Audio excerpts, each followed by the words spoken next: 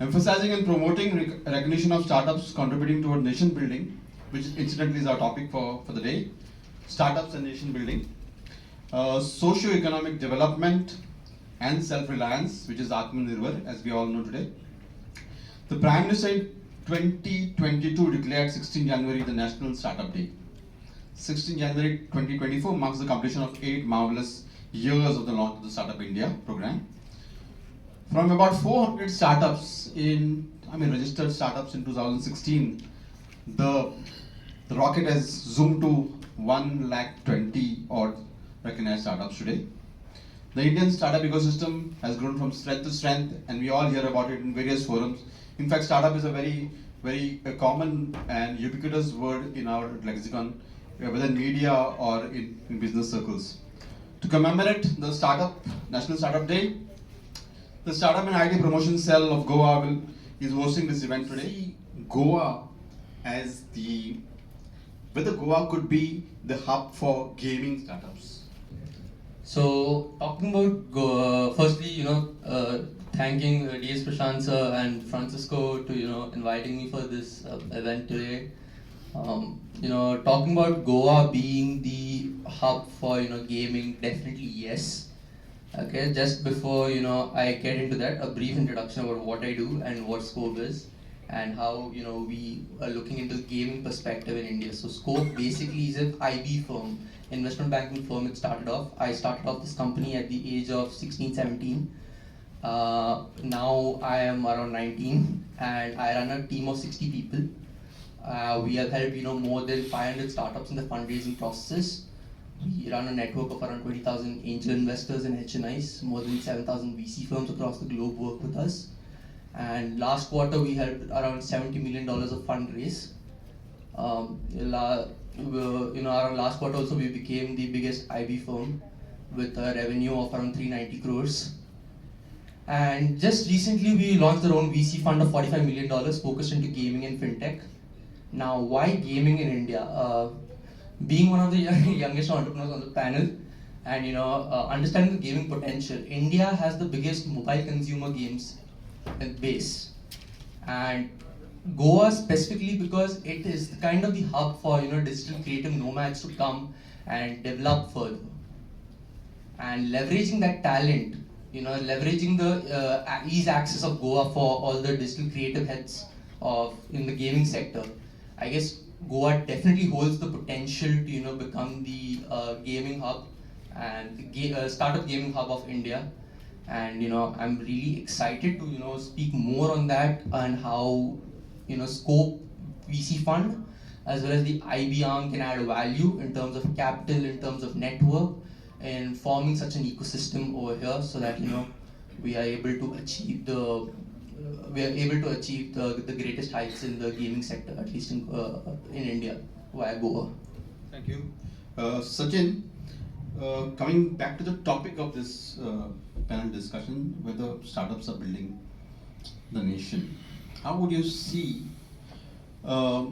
startups creating wealth for India? How would you?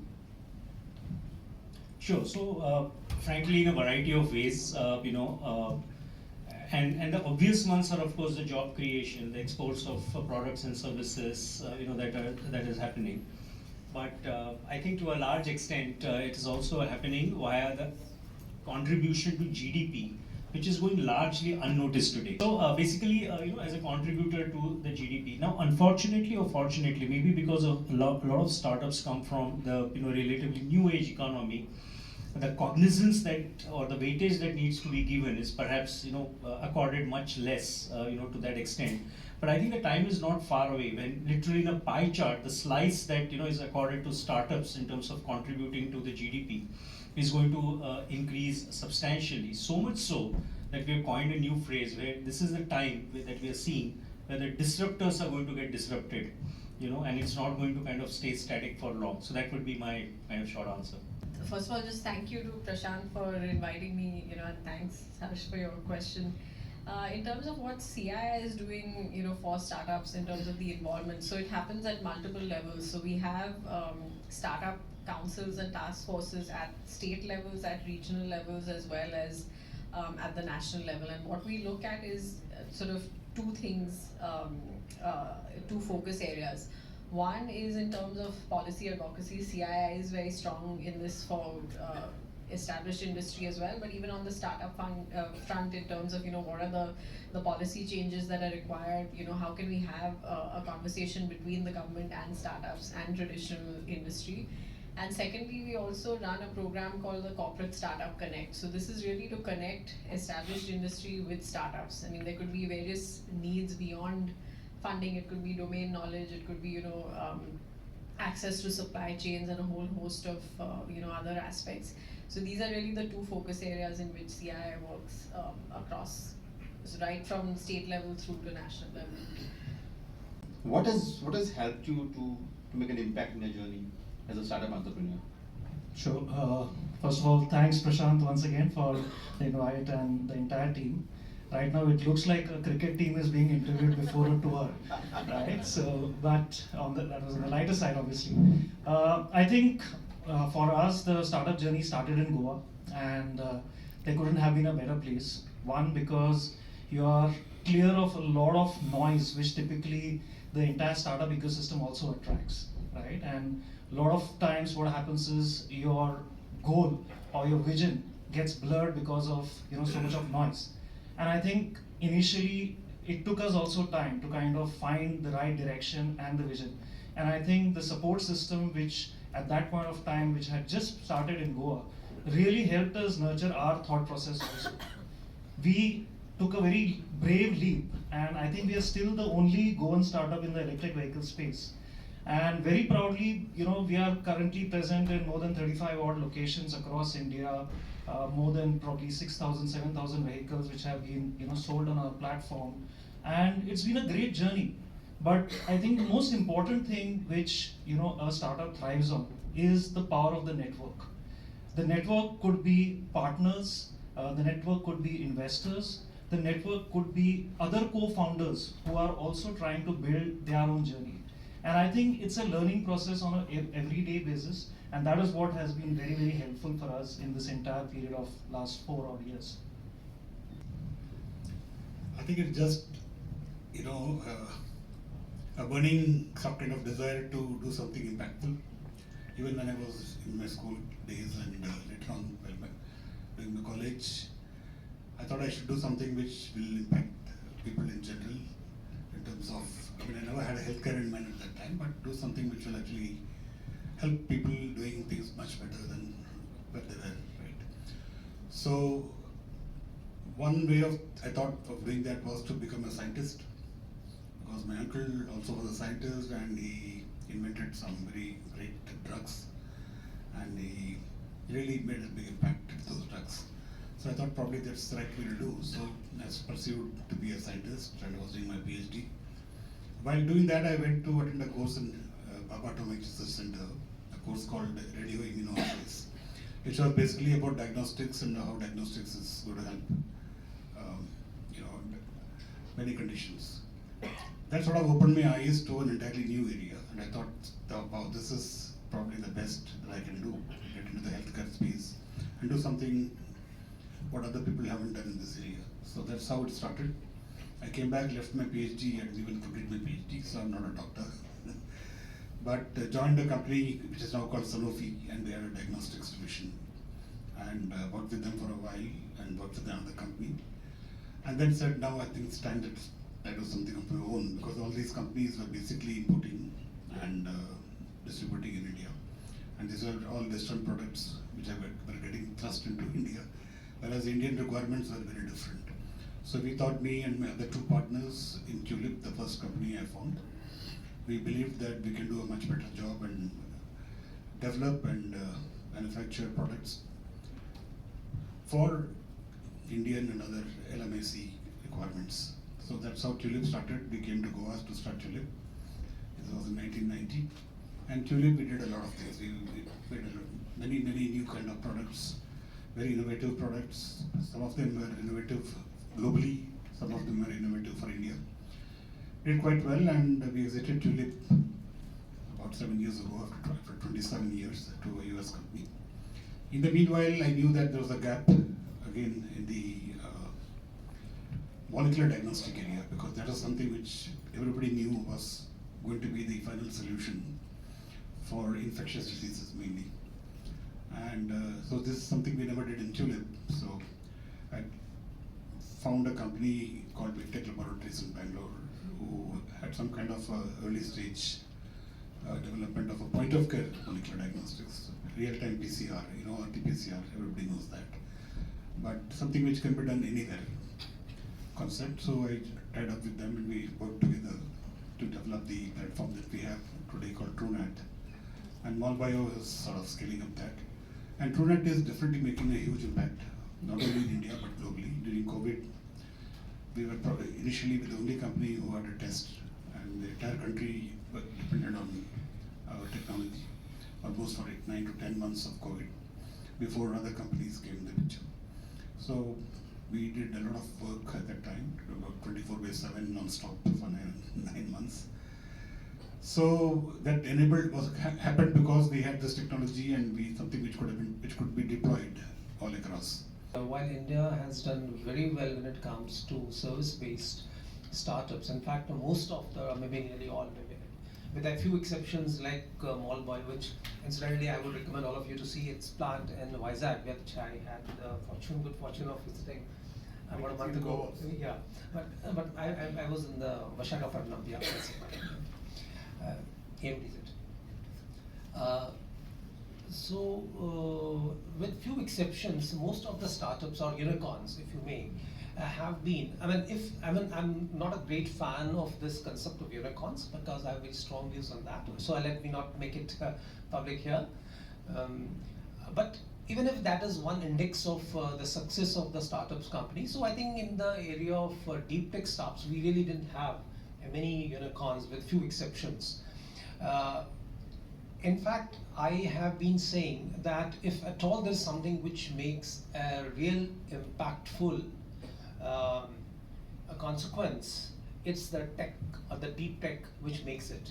Now I can give many examples of deep tech startups which incidentally many of them have origins, direct or indirect origins from the university system.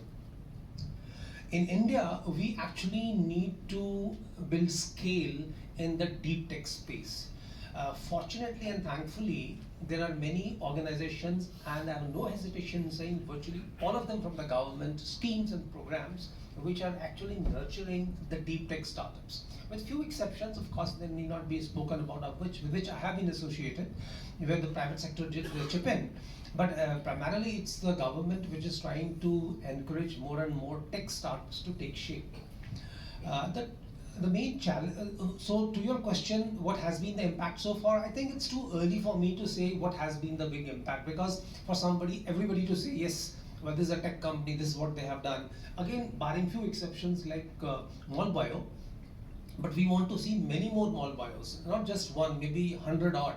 Okay, whether it happens this year or maybe it happens after 5 years, but I think there's no stopping that, even with the huge impetus, a huge push being provided by the government from the very top. I think we should be seeing a lot of deep tech startups in the country. As a matter of fact, in academia also we have been trying to create or customize programs which can help startups with deep tech roots. I think from the beginning, as I said it, my journey has been from scratch, right, from zero to where we are today.